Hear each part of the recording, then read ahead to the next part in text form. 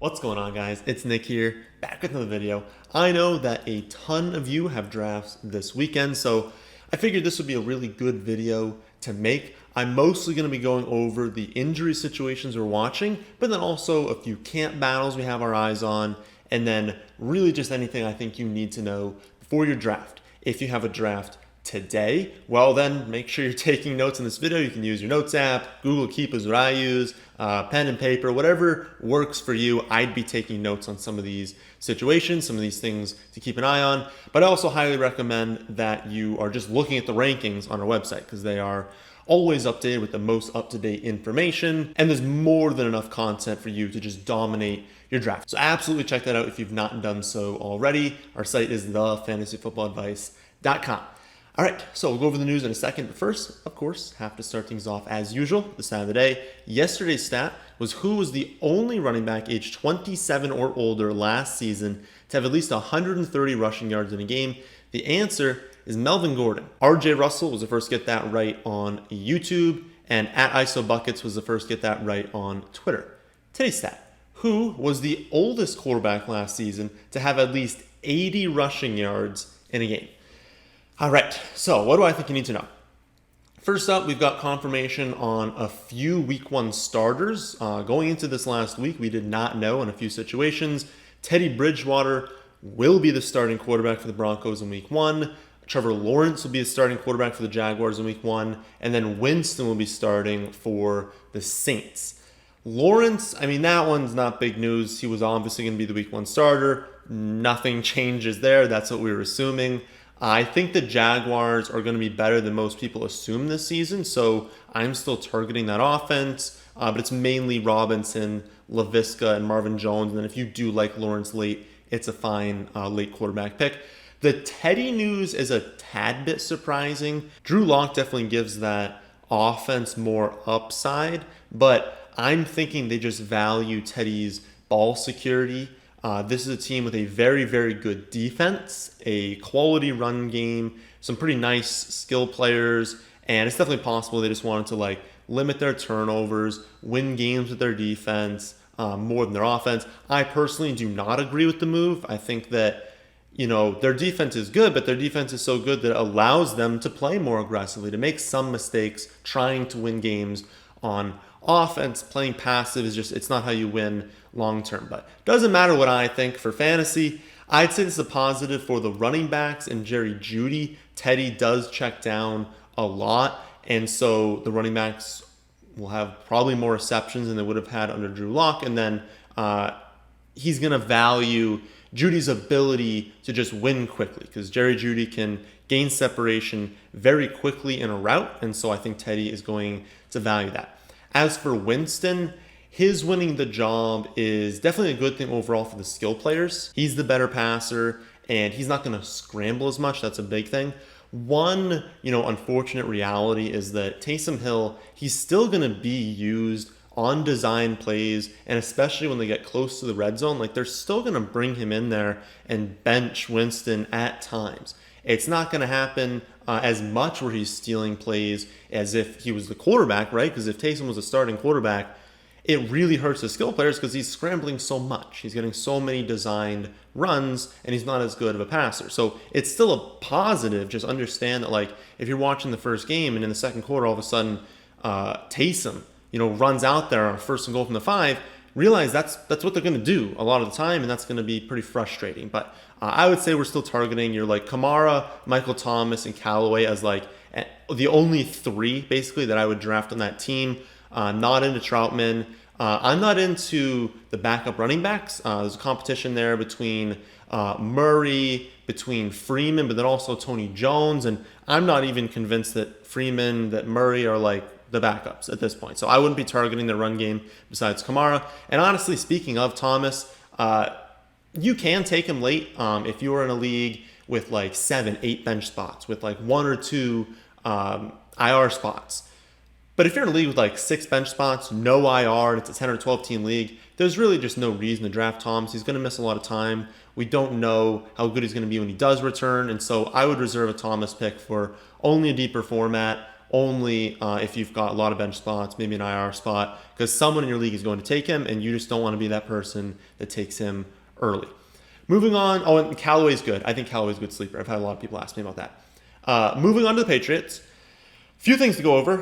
One is, at least as of recording this, I don't know who the quarterback's going to be between Mac and Newton. I do believe that if I had to say like who's going to play more games this season as a starting quarterback, I feel very confident in saying Mac Jones will be the starter for a longer portion than Newton. I think that he makes this offense better than Newton does. I know there are things they can do with Newton they can't do with Mac, but they know that they want Mac to be the future of the franchise. They know that it didn't really work for Newton last season. It's not like he came out in camp and was just like, back to his MVP days. And so I do think sooner rather than later we're going to see Mac Jones, but I guess keep an eye on this. When Mac Jones does take over, it's the same thing as Winston. It's a boost to all the offensive players because Cam Newton takes rushing touchdowns. Cam Newton is not as good of a passer. Cam Newton gets designed running plays and scrambles. All of those things, well, those are points that can't go to your Damian Harris, your Stevensons, your Myers, right? Those are plays that are just going to Newton, and so the skill players suffer. So when we see Mac take over, it'll be a positive. Hopefully it's week 1, but we're going to have to wait and see on that one. They did trade away Sony Michel. We predicted this on the channel a few weeks ago. He was kind of a redundant asset for the Patriots. They had Damian Harris locked in as the 1.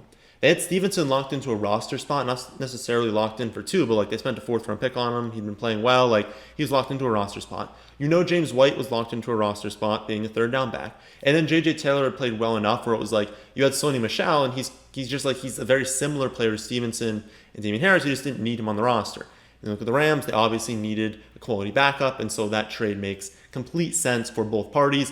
I think the Patriots were going to cut Sony anyways, and so the Rams probably could have waited, but they probably didn't want someone else to scoop him up off of waivers. But the result from this is basically that Damian Harris doesn't gain a ton of value just because we knew he was going to be the one before. And it's basically you're just replacing Sony with Stevenson, and Stevenson's better than Sony, so he doesn't gain a ton of value. It's just that it's so much more locked in. Before, there was a situation where maybe a few times Sony gets 7 carries and Harris gets 10 carries and Stevenson gets 5 carries, and it's they're running a lot, they're being productive, but no one is getting enough. Now you take out that even potential for Sony to get work, because J.J. Taylor, he's probably going to be a healthy scratch. He's not going to have a huge role. He's just kind of a depth piece there. He's a good running back, but he's just a depth piece. And so when you're looking at the offense weekly, now Stevenson and Harris both have a ton of upside, because if one goes down, the other is a running back 1 probably. But even while they're both healthy, Harris is going to be solid. You just know for a fact that he's going to be solid at this point. So definitely not avoiding him. I thought early in the summer maybe it was a possibility because of the passing, but Mac Jones taking over the quarterback also would help him. I think he's a quality pick.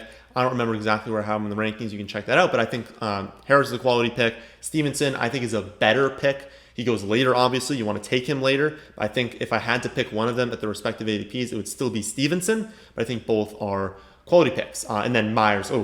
Myers is a great pick. Regardless of who the quarterback is, but when Mac takes over, Jacoby Myers, you're going to want him on your team. On to the Bears. We've got Dalton starting week 1, but I don't believe for a second that'll be long. We could see Fields in week 2, week 3. I think Fields will take over very, very quickly. I fully expect him to be the starting quarterback at some point over the first month of the season. He is a quality late round pick if you guys are concerned about taking Trey Lance or Fields, because I do think Jimmy Garoppolo starts the season as quarterback, and Dalton has already been confirmed the starter for week 1 for the Bears. We'll just take Kirk Cousins. Kirk Cousins has a really nice start to the season. He's going to be the starting quarterback. He's going to be fine. You take Cousins, you take Fields, you take Cousins, and you take Lance, and then you just drop Cousins when both those guys start. I don't love doing it if you only have 5 or 6 bench spots, because we like so many late round picks, and it's you want those sleeper picks. But if you've got 7, 8, 9 bench spots, it's worth doing, because I think that Fields and Lance will beat their ADPs this season. On to the Giants. Galladay can just not stay healthy. I have not considered drafting Galladay in a while, and I honestly just wouldn't take him this season. Injuries are this is such a good piece of advice, just to hold in your mind. Injuries are impossible to predict, right? We have no idea who's going to tear their ACL this season, no idea who's going to like roll their ankle in a random play. And because injuries are so difficult to predict, why would you draft someone who's already hurt, right? It's like, I don't think these are major injuries for Golladay, but they're injuries that he currently has. He's currently injured. They're injuries that can be aggravated down the line of the season. They can extend into the season. It's like, there's so many players who are fully healthy right now, and like we weren't even targeting Golladay before the injury, so it's like just cross him off your list. It's like, sure, he could get healthy and then crush it this season, but the odds are he's going to like be injured for part of the season, be at elevated risk of re-injuring himself, and then also he's not even in a situation that I want in fantasy, and so don't draft him. Just cross people like that off your list. On the note of injuries, we've got Barkley, of course, returning from an ACL. I have a similar philosophy with him. I think that the upside with him is more tantalizing, and so if you do see him in the late first, he slips into the late second, and you really want to go after him, I'm fine with it. I just realized that like there are other incredible options in the first round. He was an awful pick when he was going like third overall earlier this summer. Now in the late first round, that's more reasonable, right? The players going in that range have a little bit less upside than like the gods in like the early first round. And so you can definitely take Barkley in the late first, but understand he's probably like the riskiest first round pick because he's recovering from a torn ACL and he's on one of the 3 or 4 worst teams in the NFL. So like personally, I'm in, my favorite league, my hometown league, my I guess big dollar buy-in. I'm not in like big dollar buy-ins, but like my biggest buy-in, I'm not taking it. Personally, I think I could just go in other options because, again, there's so many great options still available in the late first and early second round. But if you want to, it's okay. Next up, we've got the Kansas City Chiefs. Clyde has an ankle sprain. I've heard nothing. It's kind of ridiculous. Like, we hear they have the game. During the game, they're like, yeah, he's got an ankle injury. A little bit after, they're like, we don't think it's a high ankle sprain. We're going to do more tests. And then I've heard like radio silence. I haven't heard anything about it. I'm assuming nothing's changed. I'm assuming it's not a high ankle sprain. I'm assuming that it's just like a medium sprain that's going to take a few weeks to recover. He should be good to go in week 1. His ADP should drop a little bit. It did a few spots mid-third round. I think everything that's happened is a reasonable response. He twists his ankle. He's probably going to be good to go in week 1, but we kind of have no idea, so you've got to bump him down. Mid-third round is typically a range I target wide receiver in, and so I'm not as likely to draft Clyde because remember a few videos we've talked about, I like starting off with running back and then I like getting wide receiver kind of starting in that third round. So I'm probably not going to draft him, but if you're really into him, well, there's a discount now, and if you think the injury isn't major, sure, go for it, but I'm probably not going to be drafting him. On to the football team.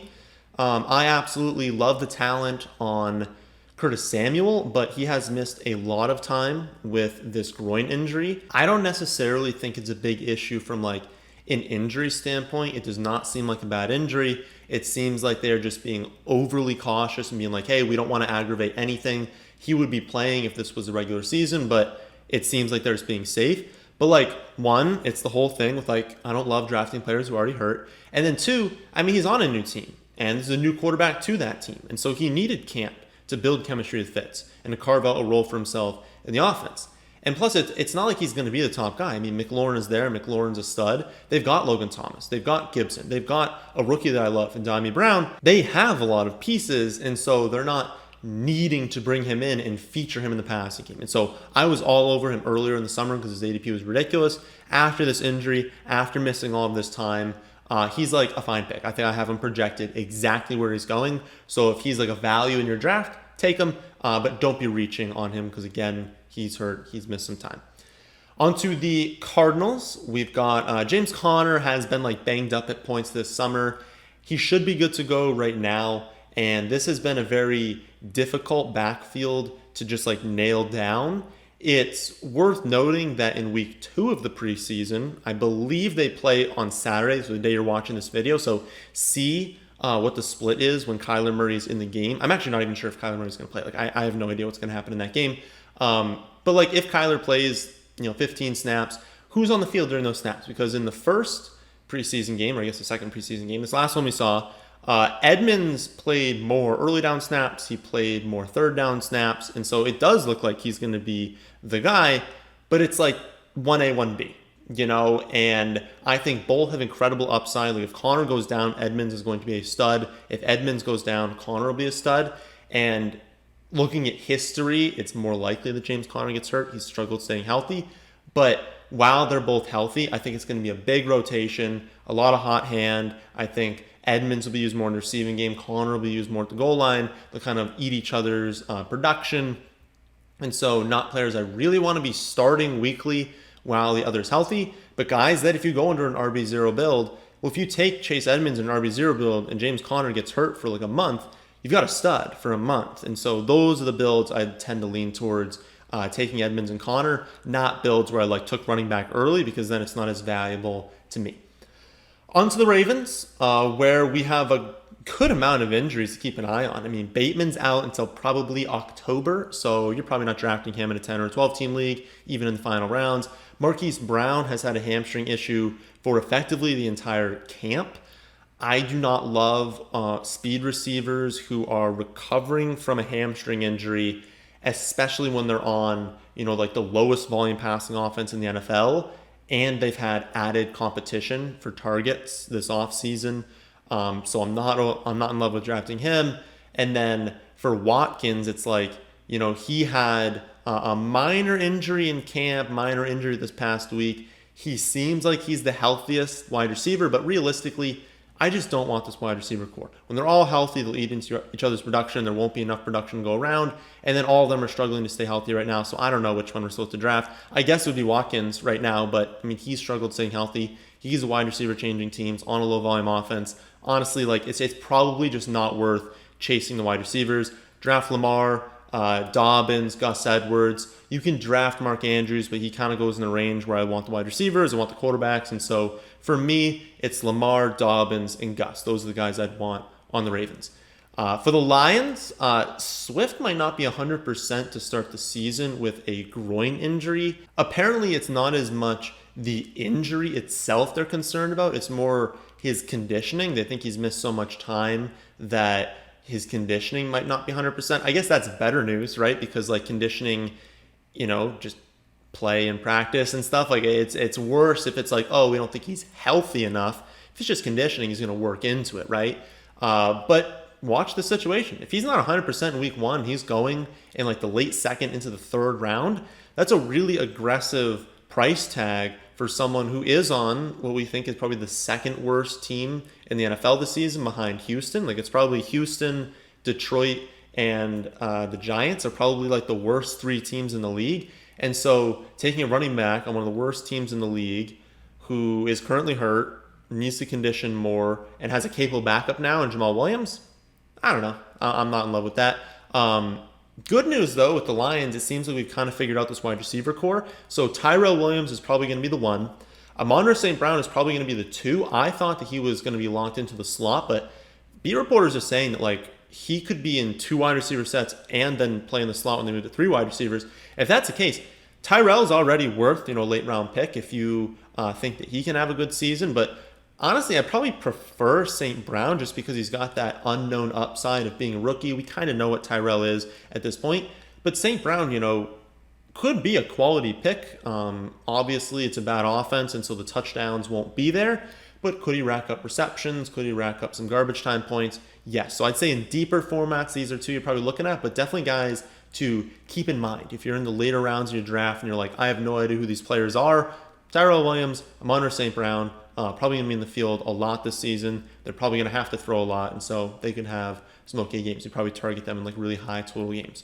On to the Colts, where it looks like Carson Wentz is going to be back in week one, or at least, very close to week one. It looks like he won't miss much time.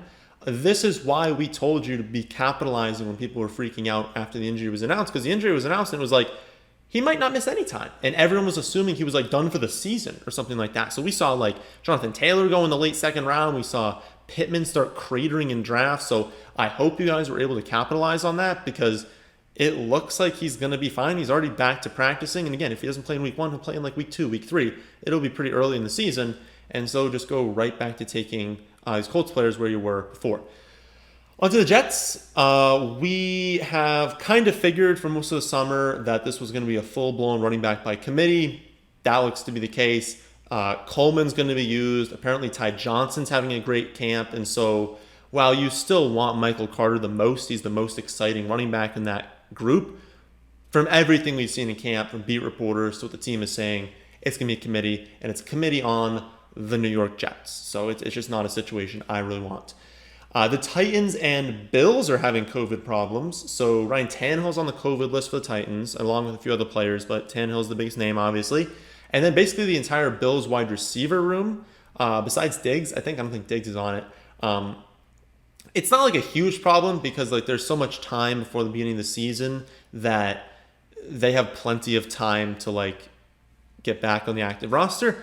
It's just worth noting that it seems to be like a mini outbreak definitely on the Titans. And so could you see other players pop up in a few days, in a week?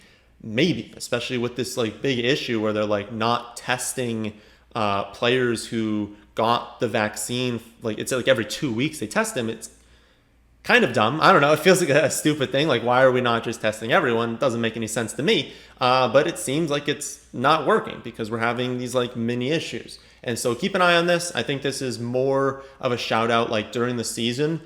Make sure on Sunday mornings you're checking your starting lineup because I guarantee you they're doing tests on Sunday morning. Make sure you know who's in and out. Again, not a big problem right now because anyone who goes on the list right now still has enough time to be good to go in week 1. And so all these names I mentioned, like Tannehill's going to be fine to start the season. It's just a shout out. Keep this in mind. It's still an issue this season. On to Dallas, where we got positive news, finally. Dak is no longer on a pitch count. He apparently looks really good. He's good to go for week 1. Of course, he could suffer a setback. Anyone could suffer a setback when they're recovering from an injury. But we've said all along, it seems like a very, very, very minor injury. They're being overly cautious. They know he's good. They know the offense is good. They didn't need him to go out there and be practicing in the preseason, practicing on like 11 on 11s. Like it didn't need it, right? What they needed was him to be fully healthy. And so they took the time. They got him fully healthy. Looks like he's good to go. There's no quarterback battle, so he didn't need to be practicing. Love the Cowboys this season. I would say that Lamb, Dak, and Zeke are my favorites. I like Gallup for the upside. I like Cooper for the upside, but Lamb is my favorite. Dak is a great quarterback option if you're looking in that like 5th. Maybe he slips into the 6th range. And then Zeke, if you're looking at mid-first round running back pick, great pick. So those are 3 guys that I'd be targeting on that team. For the Eagles, Quez Watkins, that's another name to keep in mind later in drafts, especially in deeper formats. He seems to have locked up the slot role, so whenever they go into 3 wide receiver sets, he'll be in the slot. He is a big play wide receiver, so someone to definitely keep in mind on Underdog. If you're playing Underdog, of course, promo code FFA, $25 deposit bonus if you use that. I think Watkins is a really, really good late round pick over there. It seems like they're going to use a ton of 2 wide receiver or 2 tight end sets, which I guess would be 2 wide receiver sets as well, most likely if they're not going 5 wide. But they're going to use a lot of sets where they've got Zach Ertz and Dallas Goedert on the field at the same time. That is important to understand. That is a downgrade to Dallas Goedert and an upgrade to Ertz. There is far too big of a discrepancy in drafts right now. I'm not targeting Dallas Goedert if I can get Ertz many, many, many rounds later. There have been reports that they're like the 2 top targets. So like Ertz is a phenomenal pick late in drafts. I still don't understand why he's going so late. But keep in mind that Devonta Smith is probably going to be the one that you want in fantasy. Then I'd be targeting Ertz late. And then if you want like an upside pick super late, Quez Watkins. Those are the 3 names that I'd be going after. I'm not really going after any of the running backs on Philly just because I think that like everyone's going to kind of mix in for time, and Sanders goes too early for me that I'm just not a big fan. And then if Sanders goes down, he doesn't have a direct backup. There's going to be a rotation, so I don't want anyone there. So those are the most important bits of news that I've seen recently. I do need to record this Friday morning, so I'm not going to see any news that comes out during the day on Friday.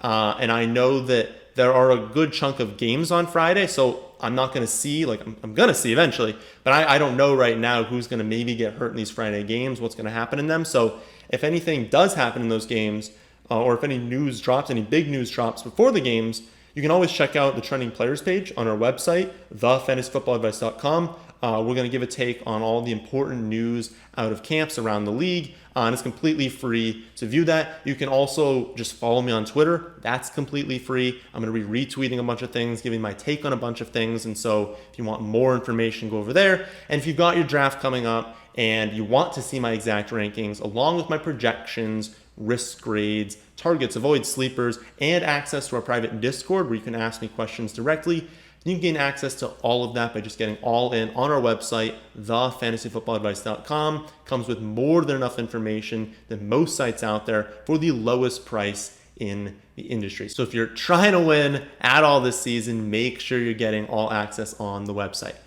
All right, that'll do it for this one. I hope you all enjoy. If you did, then how about hitting that like button, and how about subscribing to the channel if you're new here? Thanks for watching.